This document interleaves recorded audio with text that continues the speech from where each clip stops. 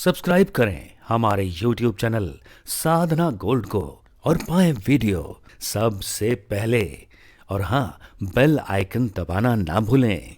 जो अपने बड़ों की बात नहीं मानता ना सजनों, वो फिर बोलने लायक नहीं रहता है। जो अपने बड़ों की बात नहीं मानता, ध्यान दीजिएगा, आंवले के स्वाद का और बुजुर्ग की बात का बाद में पता चलता है, पहले पता नहीं चलता महाराज। आंवले का स्वाद कैसा होता है? खाने में तो बड़ा कड़वा लगता है महाराज, हाँ कड़वाहट होती है, पर आंवला खाने के बाद में पानी पियो तो बड़ी मिठास होती है, बड़ा मीठा लगता है। बस ऐसे ही बुजुर्ग जब कुछ बोलता है ना, तो एक बार हमको कड़वा लगता है सजनों, पर बुजुर्ग की बात में बहुत रहस्य भरा होता है। बुजुर्ग की बात और आंवले का स्वाद ये बाद में पता चलता है। एक बार क्या हुआ, एक बूढ़ा आदमी हाँ, ट्रेन में जा रहा था। बूढ़ा, वो बूढ़ा ऊपर की सीट पे था बेचारा, और 5-6 लड़के और जा रहे थे, जवान थे महाराज, हट्टे कट्टे थे। तो 5-6 लड़के आपस में सोचने लगे कि यार ये चैन पुलिंग करते हैं तो ट्रेन रुकती है क्या? एक बोला सुना तो है रुकती तो है, कि यार कभी रुकी हुई देखी नहीं, देखने का मन है कि रुकती कैसे होगी। कहा ना यार नहीं नहीं नहीं नहीं। क्यों? अरे भैया 2000 रुपये लग जाएंगे, पेनल्टी लगती है अगर आ गया तो टीटी। अरे यार देख लेंगे यार, लगेंगे कोई बात नहीं। अरे ना भैया मुश्किल रह जाएगी। अच्छा ऐसा करो, सब 2000 रुपये इकट्ठे कर लो, एक की जेब में रख लो, चल जाए तो चल जाए, रुक जाए तो रुक जाए, रुक गई कोई आया तो 2000 रुपये दे देंगे, इतनी तो बात है। तो सब ने मिलकर के 2000 रुपये इकट्ठे करे और एक छोरा की जेब में रख दिए कि ठीक है भैया अगर कोई आया तो उसको हम दे देंगे। एक बोला यार मेरे पास ऐसा उपाय है कि हमें 1 रुपया नहीं देना पड़े आए तो भी। क्या उपाय है? बोले ऊपर जो बूढ़ा बैठा है ना, हाँ हाँ हम सब उसी का नाम लगा देंगे कि इस बूढ़े ने खींची, हम साथ हैं, हमारी चलेगी, बूढ़े की क्या चलेगी। वो बूढ़ा बोला अरे भैया बच्चों तुम मेरे बेटे के बराबर हो यार, काई को मेरा में फंसा रहे हो। अरे बूढ़े चुप रहे, अब देख हमारे जवानों का जलवा। बूढ़ा कह रहा है भैया तुम्हारे हाथ जोड़ो, तुम्हारी काली गाय धोली गाय, भैया मान जाओ, काई को मेरे बुढ़ापे में धूल डाल रहे हो। अरे बूढ़े आज देख मजे आएंगे जब तेरे को पकड़ के लेके जाएंगे, तुझे जेल में डलवाएंगे। अरे भैया मुंह पे पैसा भी ना है भैया, काई को ऐसे काम न करो, आज तो बूढ़े को पकड़ाएंगे, चिंता ही मत करो, खींचो चैन को, खींचो, नाम बूढ़े का लेंगे, बूढ़ा फंसेगा आज देखना। और महाराज उन जवानों ने मिलकर के चैन खींच दी, और चैन खींची तो महाराज वो चेकिंग वाला तो आना ही था, टीटी तो आया दौड़ करके, किसने खींची आया, पूछा ये चैन किसने खींची? तो सातों के सातों बोले इस बूढ़े ने खींची। अरे बूढ़े बाबा तुम्हें शर्म नहीं आती, चलती गाड़ी तुमने रोक दी है, क्यों खींची चैन तुमने? बूढ़ा बोला बाबूजी क्या करूं, बूढ़ा आदमी हूं। क्या हुआ? बाबूजी मैं तो अकेला हूं, ये 7 हैं। अरे हुआ क्या? बाबूजी मेरे पास 2000 रुपये रखे थे, इन 7 ने मिलकर के 2000 रुपये छीन लिए मेरे से। 2000 रुपये छीन लिए 7? अरे नहीं नहीं नहीं झूठ बोल रहा है बूढ़ा, झूठ बोल रहा है, हमने कोई 2000 रुपये नहीं लिए। बूढ़ा बोला बाबूजी मैं झूठ बोल रहा हूं तो इस छोरे की जेब में देख लो 2000 रुपये रखे मेरे छीने हुए।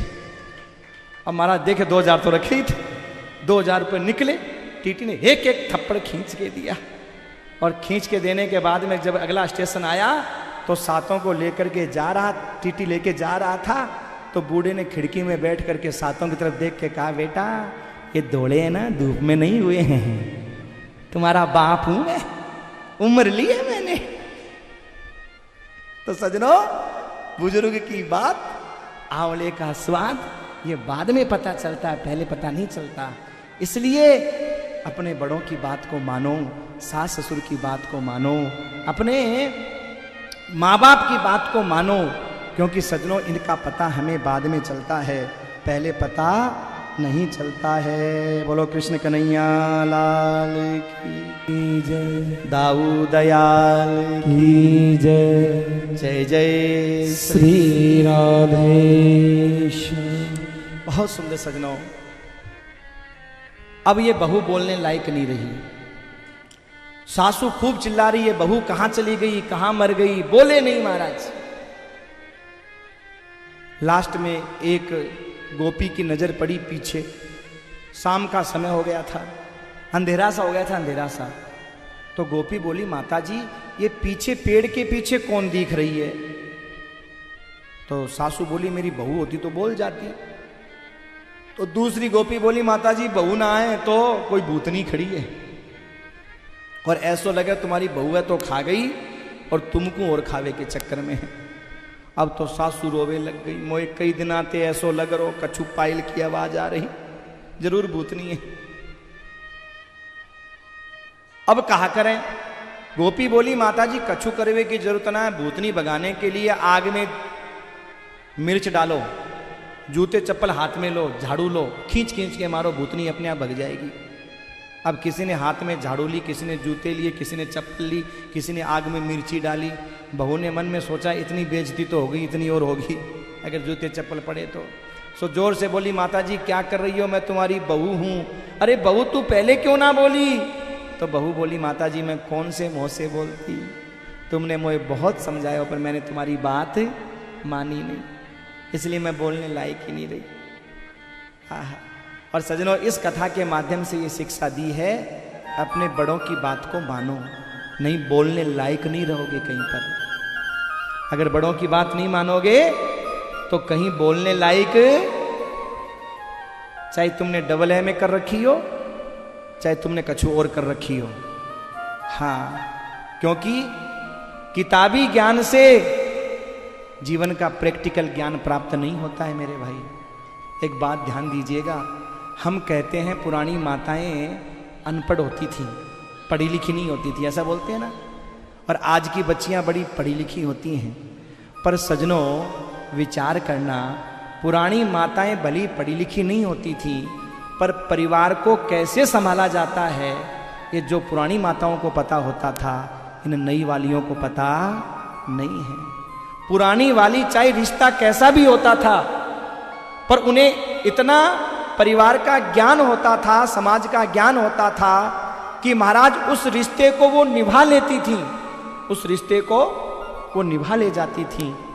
अब ये समझ में नहीं आता कि वो पहले वाली ज्यादा पढ़ा लिखी थी या अब वाली ज्यादा पढ़ा लिखी है।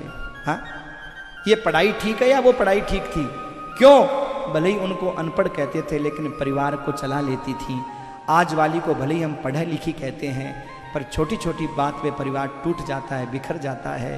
अब सजनों, कौन बुद्धिमान है ये आप अपने आप सोच लेना, विचार कर लेना कि पुराने जमाने में ज़्यादा बुद्धिमान थी या अब ज़्यादा बुद्धिमान है। इसलिए इन बुजुर्गों ने भले ही किताबी ज्ञान नहीं लिया हो, पर प्रैक्टिकल जीवन का अनुभव इनको बहुत होता है मेरे भाई।